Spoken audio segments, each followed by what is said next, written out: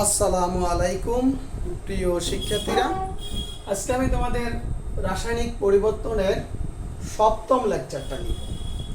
আজকের লেকচারে আমি আলোচনা করব রাসায়নিক সাম্যাবস্থা অর্থাৎ কেমিক্যাল ইকুইলিব্রিয়াম। কেমন? আচ্ছা, এই লেকচারটা বেশি একটা লম্বা করব না। আমি লেকচারটা হয়তো বা 25, 27, 28 বা 30 মিনিটের এর আগেই শেষ করে দিব, কারণ রাসায়নিক সাম্যাবস্থার পরে যে টপিকস নিয়ে আমরা আলোচনা করব সেটা অনেক গুরুত্বপূর্ণ। সেটা হচ্ছে রাসায়নিক সাম্যাবস্থার উপর বিভিন্ন নিয়ামকের প্রভাব, অর্থাৎ লা শাতলিয়ান নীতি, যেটা তোমাদের 19-এরও কিছুটা ধারণা আছে। সেই লেকচারটা অনেক লম্বা লেকচার। তারপর রাসায়নিক লা শাতলিয়ান নীতির আমি প্রয়োগ নিয়ে আলোচনা করব।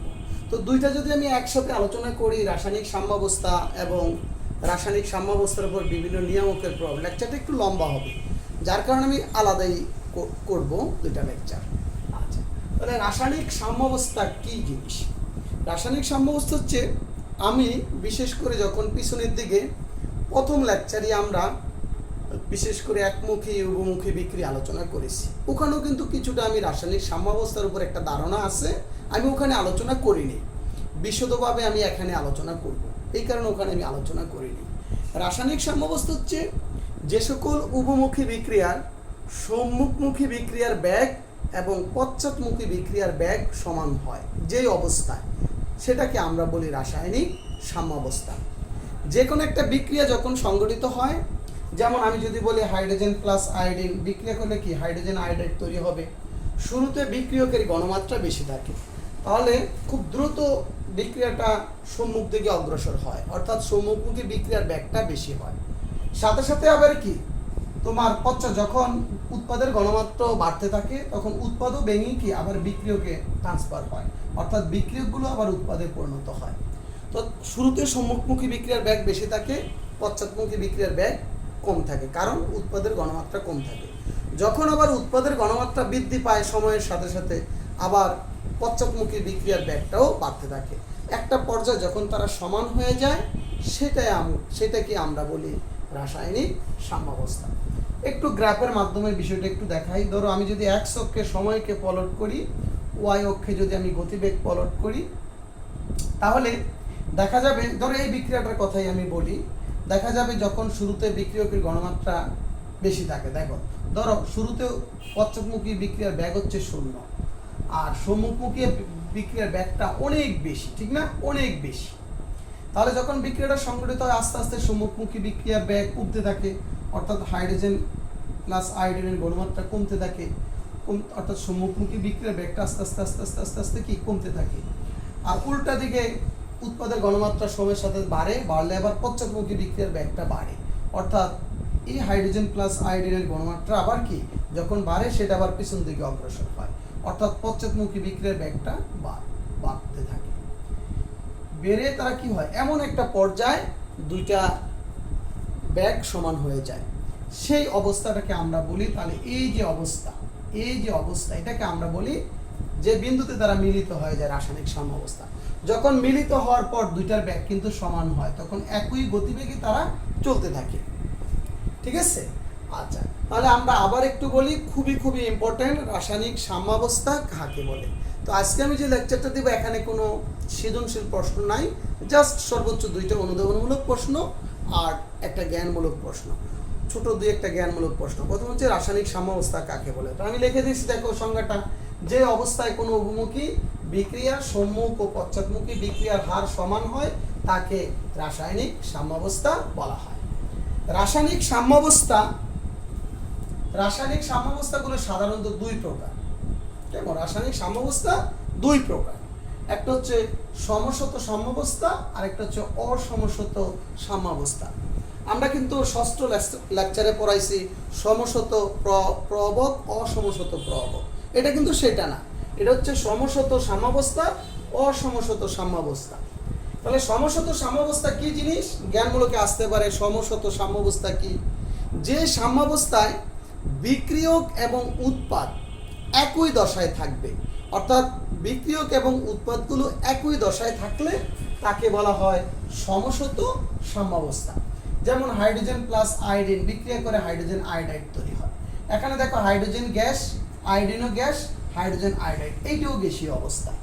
তো অর্থাৎ সাধারণত সমসত্ব সাম্যাবস্থায় একটা মাত্র ফেজ থাকে। ফেজ কি মানে একটা মাত্র দশা থাকে, অর্থাৎ এখানে সব গ্যাস হলে গ্যাস আর তরল হলে তরল, কেমন, আর যদি কঠিন হয় সবাই কঠিন, একটা মাত্র ফেজ থাকবে, সেটাকে আমরা বলি সমসত্ব সাম্যাবস্থা। যেমন অ্যাসিটিক অ্যাসিড আর ইথানল বিক্রিয়া করে অ্যাস্টার তৈরি হয়। তোমরা জানো এটা একটা অ্যাস্টার, 19 পড়ছো, আবার আমরা সেকেন্ড ইয়ারে গিয়ে পড়বো অ্যাস্টার। এই অ্যাস্টারটার নাম হচ্ছে ইথাইল ইথানয়েড। যাক, আপাতত তোমাদের নাম মুখস্থ রাখার দরকার নেই, আমরা সেকেন্ড ইয়ারে গিয়ে জানবো। তাহলে ইথানোয়িক, এখনো ইথানোয়িক অ্যাসিড আর এখনো অ্যালকোহল বিক্রিয়া করে অ্যাস্টার তৈরি করে আর পানি তৈরি করে। এই বিক্রিয়াটা তোমরা 19 পড়ছো, এটা একটা অ্যাস্টারিকরণ বিক্রিয়া, অর্থাৎ যেই বিক্রিয়ায় অ্যাস্টার তৈরি হয়। তো অ্যাস্টার তৈরিতে কি লাগে? অ্যালকোহল লাগে আর জৈব অ্যাসিড লাগে, তখনই অ্যাস্টার তৈরি হয়। যাই হোক, এই বিক্রিয়াটা একটা কি তোমার এই বিক্রিয়াটা যখন সাম্যাবস্থায় উপনীত হয়, এটা একটা উপমুখী বিক্রিয়া। আর উপমুখী বিক্রিয়া অবশ্যই দুই দিকে কি আরো চিহ্ন দেওয়া থাকে সবগুলো। সাধারণত উপমুখী বিক্রিয়ার ক্ষেত্রে কি হয়? সাম্যাবস্থা প্রাপ্ত হয়, ঠিক আছে। একমুখী বিক্রিয়ার ক্ষেত্রে সাম্যাবস্থা প্রাপ্ত হয় না। তাহলে এই বিক্রিয়ায় দেখো অ্যাসিড, অ্যালকোহল, অ্যাস্টার, পানি সবাই কি তরল অবস্থায় আছে, লিকুইড লিকুইড লিকুইড লিকুইড, সবাই একই ফেজে আছে, একটা মাত্র ফেজে আছে। এটার নাম হচ্ছে সমসত্ব সাম্যাবস্থা। অসমসত্ব সাম্যাবস্থা, যেমন ক্যালসিয়াম কার্বনেট, এটাকে হিট দিলে ক্যালসিয়াম অক্সাইড, যেটাকে চুন বলা হয়, পলি চুন বলা হয়, চুন, আর কি কার্বন ডাই অক্সাইড গ্যাস তৈরি হয়। তো ক্যালসিয়াম কার্বনেট অর্থাৎ চুনাপাথরের যে প্রধান উপাদান, চুনাপাথরের প্রধান উপাদান কি? ক্যালসিয়াম কার্বনেট, অর্থাৎ এটা সলিড। এখানে যে চুন তৈরি হয় এটাও সলিড, আর কার্বন ডাই অক্সাইড গ্যাস তৈরি হয়, কেমন, যেটাকে কুইক লাইম বলা হয়। ক্যালসিয়াম অক্সাইড এটাকে কুইক লাইম মানে চুন বলা হয়, যেটাকে আমরা সাধারণ চুন বলি। তাহলে এই বিক্রিয়া দেখো দুইটা ফেজ, সলিড ফেজ আর গ্যাসীয় ফেজ, দুইটা ফেজ থাকে। তাহলে এটা অসমসত্ব সাম্যাবস্থা। তাহলে কি হলো এখানে? যে তোমার যে সাম্যাবস্থায় বিক্রিয়া এবং উৎপাদ একই দশায় থাকে না, দুটি ভিন্ন দশায় থাকে, তাদেরকে বলা হয় অসমসত্ব সাম্যাবস্থা। আরো এক প্রকার সাম্যাবস্থা রয়েছে, সেটাকে আমরা বলি আয়নিক সাম্যাবস্থা। সব বইয়ের মধ্যে উদাহরণটা নাই, এটা সাধারণত লিঙ্কন স্যারের বইয়ের উদাহরণটা আমি পেয়েছি। আরেকটা আছে আয়নিক সাম্যাবস্থা। তাহলে আয়নিক সাম্যাবস্থা যেমন অ্যামোনিয়াম হাইড্রোক্সাইডকে সাধারণত যখন জলীয় দ্রবণে থাকে তারা সাম্যাবস্থা থাকে, অ্যামোনিয়াম আয়ন আর হাইড্রোক্সিল আয়ন, যখন তাদের মধ্যে সাম্যাবস্থা থাকে তারা একই দশায় থাকে। যেমন অ্যাকোয়াস অ্যাকোয়াস অ্যাকোয়াস, অর্থাৎ একই দশায় আছে, মানে হাইড্রেটেড অবস্থায় আছে, পানির সাথে হাইড্রেটেড অবস্থায় আছে। কিন্তু এখানে বিক্রিয়ক এবং উৎপাদ কিন্তু একটা মাত্র ফেজে আছে, অর্থাৎ একটা দশায় আছে, কিন্তু এখানে উৎপাদগুলো কি আয়নিত অবস্থায় আছে। এই কারণে এটাকে নাম হচ্ছে আয়নিক সাম্যাবস্থা। তাহলে মোটামুটি আমরা এখন তো কি শিখলাম? সাম্যাবস্থা কাকে বলে, সাম্যাবস্থার প্রকারভেদ, কি কি প্রকারভেদ, সমসত্ব সাম্যাবস্থা প্রধানত দুইটা ভাগে ভাগ করছে, সমসত্ব সাম্যাবস্থা আর অসমসত্ব সাম্যাবস্থা। আরেকটা হচ্ছে আয়নিক সাম্যাবস্থা। তো আয়নিক সাম্যাবস্থা হচ্ছে কি? যে সাম্যাবস্থায় বিক্রিয়ক এবং উৎপাদ একই দশায় থাকে কিন্তু উৎপাদগুলো আয়নিত অবস্থায় থাকে, তাকে আমরা বলি আয়নিক সাম্যাবস্থা। এরপরে যে টপিকস নিয়ে আমরা আলোচনা করব সেটা হচ্ছে রাসায়নিক সাম্যাবস্থার শর্তগুলো বা রাসায়নিক সাম্যাবস্থার বৈশিষ্ট্য নিয়ে এখন আমরা আলোচনা করব। তাহলে দেখো, আমরা এখন বিশেষ করে রাসায়নিক সাম্যাবস্থার যে শর্ত বা বৈশিষ্ট্যগুলো নিয়ে আমরা আলোচনা করব। দেখো, এটা জাস্ট একটু জানার জন্য সর্বোচ্চ তুমি কয়েকটা পয়েন্ট মনে রাখবা, সর্বোচ্চ অনুধাবনের জন্য আসতে পারে। রাসায়নিক সাম্যাবস্থার শর্ত বা বৈশিষ্ট্যগুলো লেখো, এখন 10 থেকে 15% ইম্পর্টেন্ট। এটা বিশেষ করে আমরা যখন পড়াশোনা করছি, এটা আসতো 5 নম্বরে রাসায়নিক সাম্যাবস্থার শর্তগুলো আলোচনা করো, তখন আমরা এটা ডিটেলস পড়েছি। তোমাদের এখানে ডিটেলসের তেমন একটা দরকার নেই।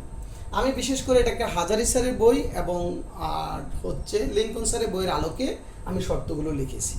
আমি বললাম আমার লেকচার শিটে 14 পৃষ্ঠায় বিশেষ করে রাসায়নিক সাম্যাবস্থার শর্তগুলো হাজারি স্যারের বইয়ের তো অ্যাড করা আছে, তোমরা ওখান থেকে দেখে নিতে পারো, বা আমি লিঙ্কন স্যারের বইয়ের আলোকে আমি ধারাবাহিক লেকচারটা সাজাইছি, কেমন?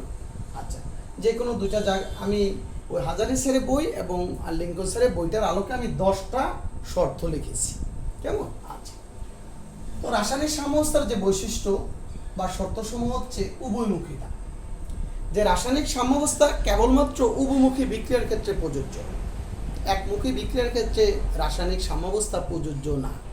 তাহলে প্রথম শর্ত হচ্ছে তাকে উভয়মুখী বিক্রিয়া হতে হবে, তখনই রাসায়নিক সাম্যাবস্থা কি অর্জিত হবে, তাহলে রাসায়নিক সাম্যাবস্থা অর্জিত হবে না। চলমান প্রকৃতি, যে রাসায়নিক সাম্যাবস্থা একটা চলমান প্রক্রিয়া, একটু পরে আমি আলোচনা করব। কখনো কোনো রাসায়নিক বিক্রিয়া কখনো সম্পূর্ণ হয় না, এটা সর্বদাই চলমান। এটার প্রমাণটা আমি একটু পরেই দেখাচ্ছি। এই টপিক্সের শেষে আমি ওইটা নিয়ে আলোচনা করব। এই টপিক্সের সবচেয়ে বেশি ইম্পর্টেন্ট প্রশ্ন হচ্ছে রাসায়নিক সাম্যাবস্থা একটি গতিশীল প্রক্রিয়া, ব্যাখ্যা করো। সেটা আমি একটু পরেই আলোচনায় আসছি। তাহলে রাসায়নিক সাম্যাবস্থা সর্বদাই সচল প্রক্রিয়া, এটা কি স্থির না। বিক্রিয়ার অসম্পূর্ণতা, কোনো রাসায়নিক বিক্রিয়াই কখনো সম্পূর্ণ হয় না, অর্থাৎ বিক্রিয়ক এবং উৎপাদ একটা নির্দিষ্ট অবস্থায় উপনীত হয়ে বিক্রিয়াটা সাম্যাবস্থায় অর্জিত হয়। যেমন আমি যদি বলি PCl5, এটা একটা বদ্ধ পাত্রে PCl5 নিয়ে যদি তুমি কি করো, উত্তপ্ত করো, তখন 1 মোল PCl5 ভেঙে 1 মোল PCl3 1 মোল Cl2 উৎপন্ন হবে। যদি শতকরা হিসাবে আমি দেখি, তখন দেখব এর ঘনমাত্রা আস্তে আস্তে কমতে থাকে, এদের ঘনমাত্রা বৃদ্ধি পেতে থাকে। একটা পর্যায়ে যখন বিক্রিয়ায় 61.3% PCl5 থাকবে আর 19.3% ফসফরাস ট্রাইক্লোরাইড এবং ক্লোরিন যখন 19.3% তৈরি হয়, তখন এই বিক্রিয়াটা সাম্যাবস্থায় অর্জিত হয়। কখনো বিক্রিয়ার 100% উৎপাদে পরিণত হয় না, বা 100% উৎপাদ বিক্রিয়কে পরিণত হয় না। তাহলে আমরা বলতে পারি রাসায়নিক সাম্যাবস্থা একটা অসম্পূর্ণ প্রক্রিয়া, অর্থাৎ এটা সম্পূর্ণ না। সাম্যের স্থায়িত্ব বা নিয়ামকের প্রভাব একই কথা, যেমন এটা হাজারি স্যার বই লেখছে সাম্যের স্থায়িত্ব, আর লিঙ্কন স্যার এটাকে লেখছে নিয়ামকের প্রভাব, একই জিনিস। যেমন সাম্যের স্থায়িত্ব বা নিয়ামকের প্রভাব হচ্ছে কোন একটা রাসায়নিক বিক্রিয়া একবার যদি সাম্যাবস্থায় উপনীত হয় চিরকাল সাম্যাবস্থায় থাকবে। বাহ্যিক কোনো তাপ, চাপ, ঘনমাত্রা দ্বারা যদি প্রভাবিত না হয়, রাসায়নিক বিক্রিয়া একবার সাম্যাবস্থায় উপনীত হলে চিরকাল সাম্যাবস্থায় থাকবে। ওকে, ঘনমাত্রা নির্দিষ্ট, কোন একটা রাসায়নিক বিক্রিয়া যখন সাম্যাবস্থা অর্জিত হয়, অর্থাৎ উভয়, তুমি যে একটা বদ্ধ পাত্রে রেখে একটা রাসায়নিক বিক্রিয়া সংঘটিত করো, অর্থাৎ অবশ্যই উভমুখী বিক্রিয়া হবে। এই উভমুখী বিক্রিয়া যখন সাম্যাবস্থা অর্জিত হবে, উভয়ের যেই অবস্থায় তাদের কি হবে, সাম্যাবস্থা অর্জিত হবে, তাহলে সর্বদাই কি হবে, ওই সাম্যাবস্থায় তাদের ঘনমাত্রা কি থাকবে, সর্বদাই ধ্রুবক থাকবে বা নির্দিষ্ট থাকবে।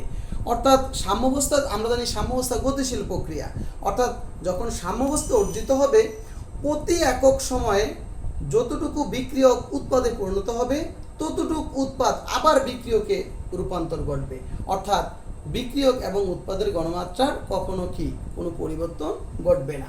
সেটাকে বলি আমরা রাসায়নিক সাম্য, অর্থাৎ সাম্যাবস্থা একবার অর্জিত হলে বিক্রিয়ক এবং উৎপাদের ঘনমাত্রা কি হয়ে যাবে, ধ্রুবক হয়ে যাবে, আর তাদের ঘনমাত্রার কোনো পরিবর্তন হবে না। তারপর হচ্ছে গতিবেগ, রাসায়নিক বিক্রিয়ার কি উভয় দিকে গতিবেগ সর্বদাই সমান থাকে, অর্থাৎ যখন সাম্যাবস্থা অর্জিত হয়, রাসায়নিক সাম্যাবস্থা উপনীত হয়, সম্মুখ এবং পশ্চাৎমুখী বিক্রিয়ার গতিবেগ সর্বদাই কি থাকে, সমান থাকে।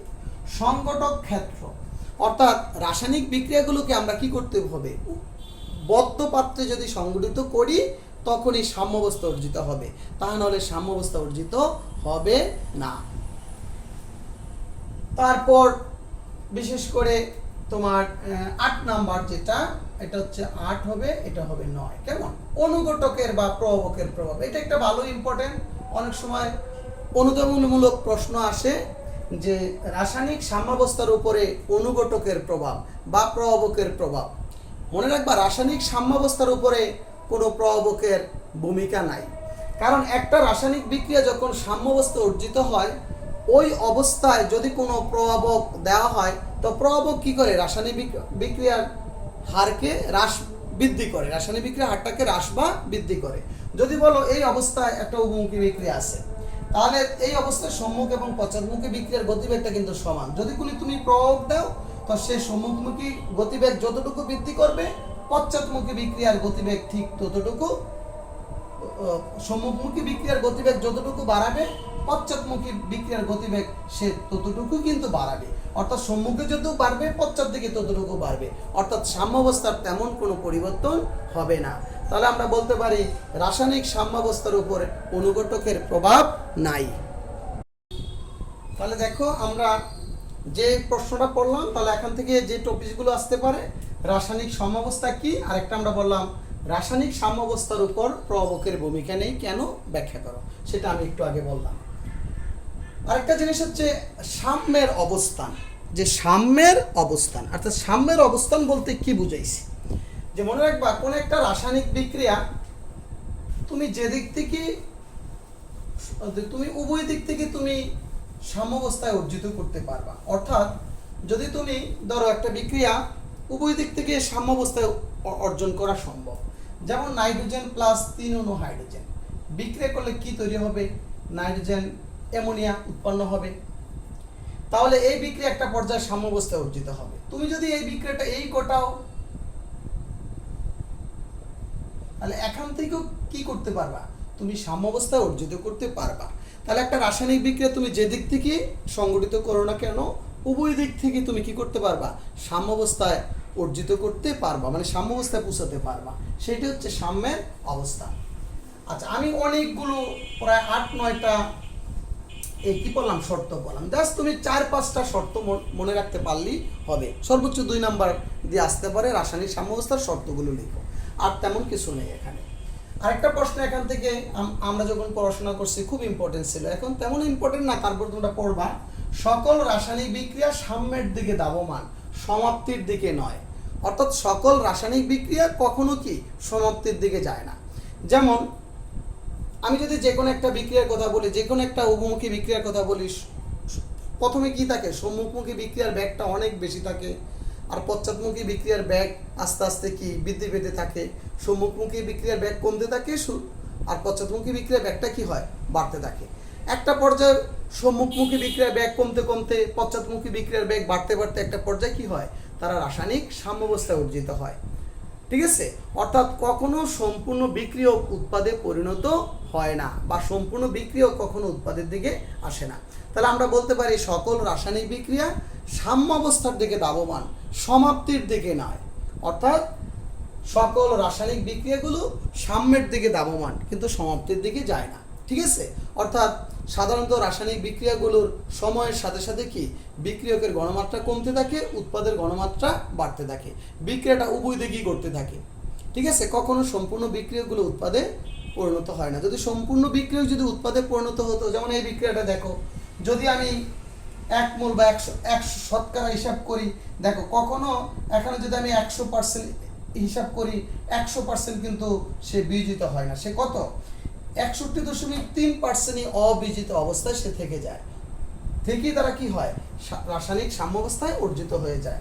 আমরা এক্ষেত্রেও বলতে পারি রাসায়নিক বিক্রিয়াগুলো কখনো সমাপ্তির দিকে যায় না, তারা কিসের দিকে যায়, সাম্যাবস্থার দিকে যায়। ওকে, তাহলে এরপর আমরা আরেকটা প্রশ্ন আছে, রাসায়নিক সাম্যাবস্থার উভয় দিক থেকে সুগম্যতা, যে রাসায়নিক সাম্যাবস্থা উভয় দিক থেকে সুগম্যতা।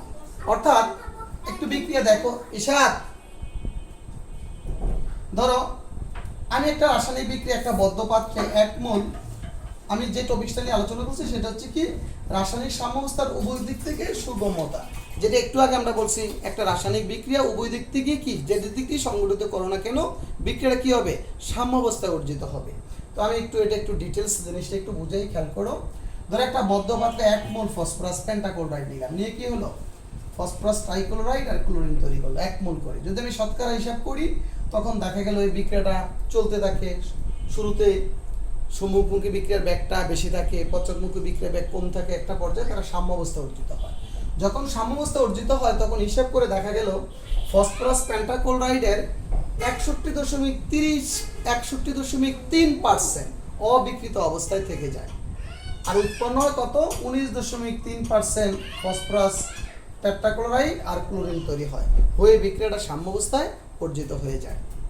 আবার যদি এই বিক্রিয়াটা আমরা যদি আরেকটা বদ্ধ পাত্রে আমরা 1 মোল PCl3 বা 1 মোল ক্লোরিন বদ্ধ পাত্রে রেখে উত্তপ্ত করি, তখন দেখা গেল যে একটা পর্যায়ে যখন সাম্যাবস্থা অর্জিত হলো, দেখা গেল একই জিনিস যে এই পাত্রে 19.3% PCl3 আর 19.3% ক্লোরিন অবিকৃত অবস্থায় থেকে আর 61.3% PCl5 উৎপন্ন হয়ে বিক্রিয়াটা কি সাম্যাবস্থায় অর্জিত হয়। তাহলে আমরা বলতে পারি রাসায়নিক বিক্রিয়াগুলোকে উভয় দিক থেকে আমি কি করতে পারি সুগম্যতা অর্থাৎ সাম্যাবস্থায় যেদিক থেকে আমি সংগঠিত করি না কেন তারা একই পরিমাণ তারা উৎপন্ন বা বিয়োজিত হয়ে তারা সাম্যাবস্থায় কি হবে অর্জিত হবে। ঠিক আছে, আচ্ছা, তারপর আমরা সবচেয়ে আজকের লেকচারের সবচেয়ে যে ইম্পর্টেন্ট টপিক সেটা নিয়ে আমরা আলোচনা করব, সেটা হচ্ছে রাসায়নিক সাম্যাবস্থা একটি গতিশীল প্রক্রিয়া ব্যাখ্যা করো। যেমন আজকের লেকচারটি যদি তুমি মাত্র একটা জ্ঞানমূলক একটা অনুধাবনমূলক প্রশ্ন পড়ো হয়ে যাবে রাসায়নিক সাম্যাবস্থা কাকে বলে, বা ছোট আরো দুইটা প্রশ্ন করতে পারো যে সমসত সাম্যাবস্থা কি বা অসমসত সাম্যাবস্থা কি, আর যেটা পড়তে পারো রাসায়নিক সাম্যাবস্থা একটি গতিশীল প্রক্রিয়া ব্যাখ্যা করো। আর যদি একটু পড়ো রাসায়নিক সাম্যাবস্থার শর্তগুলো লেখো, আর তেমন এখানে কিছু আসার নাই। কেমন? আচ্ছা, তাহলে আমরা পড়বো রাসায়নিক সাম্যাবস্থা গতিশীল প্রক্রিয়া। কেমন? রাসায়নিক সাম্যাবস্থা একটি গতিশীল প্রক্রিয়া। গতিশীল প্রক্রিয়া। তাহলে কোন একটা রাসায়নিক বিক্রিয়া যখন সংঘটিত হয় শুরুতে বিক্রিয়কের গণমাত্রা অর্থাৎ সম্মুখমুখী বিক্রিয়ার গণমাত্রা বেশি হয়, পশ্চাৎমুখী বিক্রিয়ার সম্মুখমুখী বিক্রিয়ার হার বেশি থাকে, পশ্চাৎমুখী বিক্রিয়ার হার কম থাকে। আস্তে আস্তে কি হয় সম্মুখমুখী বিক্রিয়ার গতিবেগ কমতে থাকে, পশ্চাৎমুখী বিক্রিয়ার গতিবেগ বাড়তে থাকে, একটা পর্যায়ে তারা সাম্যাবস্থায় অর্জিত হয়। তখন এই অবস্থায় উভয় দিকে গতিবেগ সমান থাকে। আপাত দৃষ্টিতে মনে হয় বিক্রিয়াটা থেমে গেছে, কিন্তু প্রকৃতপক্ষে সূক্ষ্মভাবে বিশ্লেষণ করলে দেখা যায় যে এই বিক্রিয়াটা এই অবস্থায় বিক্রিয়াটা উভয় দিক থেকেই গতিশীল। সেটা আমরা অনেকভাবে প্রমাণ করতে পারি। তাহলে সবচেয়ে সহজ প্রমাণ হচ্ছে তেজস্ক্রিয় আইসোটোপ ব্যবহার করে আমরা কোন একটা রাসায়নিক বিক্রিয়ার গতিশীলতা প্রমাণ করতে পারি। ঠিক আছে, আমি দুইটা প্রমাণ তোমাদের দেখাবো, যার যেটা ভালো লাগে তোমরা সেটা করবা।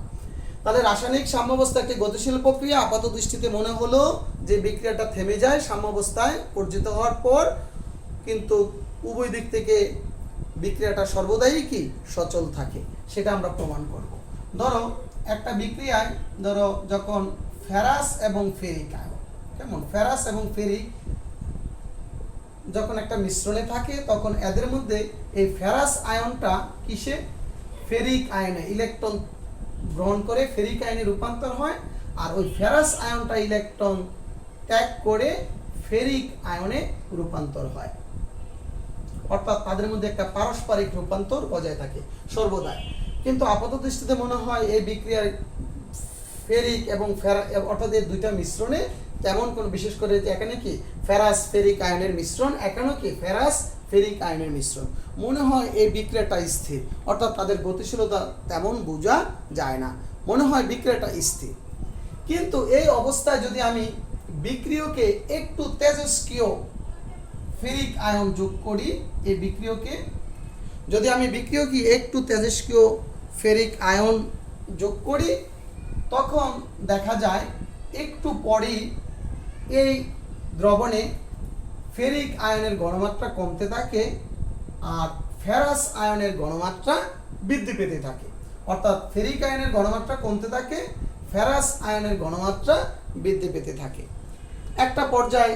অর্থাৎ তাহলে এই বিক্রিয়া থেকে প্রমাণিত হয় যে এই বিক্রিয়াটা গতিশীল, অর্থাৎ এটা স্থির না।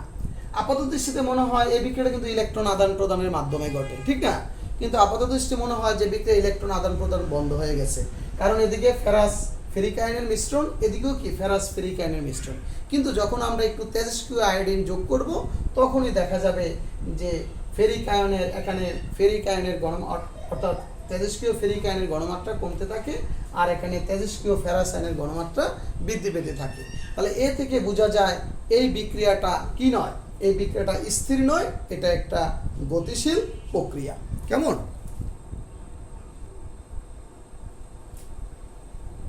দেখো আমি আরেকটা প্রমাণের মাধ্যমে দেখাবো, যেটা আমার লেকচার শিটের কত পৃষ্ঠা 14 পৃষ্ঠায় আছে আরেকটা প্রমাণ। এটা হচ্ছে আমরা কি এই বিক্রিয়ার মাধ্যমে একটা রাসায়নিক বিক্রিয়ার গতিশীলতা প্রমাণ করতে পারি। কেমন? আর আমার লেকচার শিটে এই প্রশ্নটা আছে সম্ভবত 5 নাম্বার, অর্থাৎ রাসায়নিক সাম্যাবস্থা একটি গতিশীল প্রক্রিয়া। এটা সম্ভবত 5 নাম্বার প্রশ্নে, ওখান থেকে তুমি পড়ে নিতে পারবা। অনেক খুব সংক্ষিপ্তভাবে দেওয়া আছে। কেমন? আর যদি ভালো করে পড়তে চাও, এখানেও যেটা আমি বললাম এটাও ভালো, এটাই ম্যাক্সিমাম বইগুলোতে এইটাই উদাহরণ দিয়েছে। কেমন? ম্যাক্সিমাম বইগুলোতে। আর আগে হাজারি স্যারের বইতে আরেকটা উদাহরণ আছে, সেটা আমি একটু দেখাবো, আমার লেকচার শিটের 14 পৃষ্ঠায় পেয়ে যাবা। কেমন? আচ্ছা, সেটা হচ্ছে ধরো হাইড্রোজেন প্লাস আয়োডিন বিক্রিয়া করলে যখন হাইড্রোজেন আয়োডাইড তৈরি হয়। কেমন? অর্থাৎ কোন একটা রাসায়নিক বিক্রিয়া যদি একটি বদ্ধ পাত্রে হাইড্রোজেন এবং আয়োডিন নিয়ে উত্তপ্ত করা হয়, অর্থাৎ বিক্রিয়াটা সংঘটিত করা হয়, এই বিক্রিয়াটা প্রায় 450 ডিগ্রি সেলসিয়াস তাপমাত্রায় সংঘটিত হয়। অর্থাৎ যাই হোক, এই বিক্রিয়াটা যখন সংঘটিত হয়, অর্থাৎ সাম্যাবস্থা অর্জিত হয়, আপাত দৃষ্টিতে মনে হয় এই বিক্রিয়াটা থেমে গেছে। ঠিক আছে? অর্থাৎ সম্মুখ এবং পশ্চাৎ দিকের গতিবেগ যখন সমান থাকে, আপাত দৃষ্টিতে মনে হয় বিক্রিয়াটা থেমে গেছে, কিন্তু প্রকৃতপক্ষে বিক্রিয়াটা উভয় দিকে সমান গতিতে চলতে থাকে। এটা প্রমাণ করার জন্য যদি আমি মিশ্রণে একটু তেজস্ক্রিয় আয়োডিন যোগ করি, তাহলে একটু পর তাদের মিশ্রণে, অর্থাৎ এই হাইড্রোজেন আয়োডাইডের মিশ্রণে তেজস্ক্রিয় আয়োডিন পরমাণুর উপস্থিতি ধরা পড়ে। এ থেকেও প্রমাণিত হয় রাসায়নিক বিক্রিয়া স্থির নয়, রাসায়নিক সাম্যাবস্থা স্থির নয়, এটা একটা গতিশীল, অর্থাৎ এটা একটা ডাইনামিক প্রসেস। এটা সর্বদাই কি উভয় দিকে গতিশীল অবস্থায় থাকে। যদি এটা স্থির অবস্থায় থাকতো, আমি যদি এখানে একটু তেজস্ক্রিয় আয়োডিন যোগ করতাম, কখনো আমি হাইড্রোজেন আয়োডাইডের মিশ্রণে কি আমি আয়োডিন পরমাণু পেতাম না। যেহেতু বিক্রিয়াটা ওই সময় গতিশীল, যখন সাম্যাবস্থা অর্জিত হয়ে গেছে, সাম্যাবস্থা অর্জিত হওয়ার পরও বিক্রিয়াটা কি সমান গতিতে চলতে থাকে উভয় দিকে।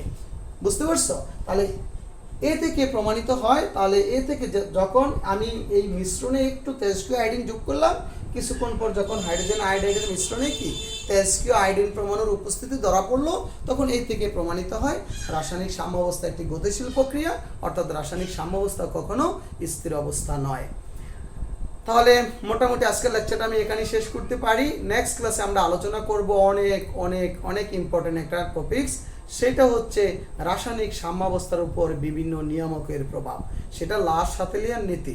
তবে তোমরা 19-এ যেটুক পড়ছো ওটুক কিন্তু হবে না, আমরা বিশদ আলোচনা করব, এবং লাস সাথেলিয়ান নীতির যে প্রয়োগ, কেমন, এটা নিয়ে আমরা আলোচনা করব কততম লেকচারে? 8ম লেকচারে। সে বুঝে তোমরা ভালো থাকো। আল্লাহ হাফেজ।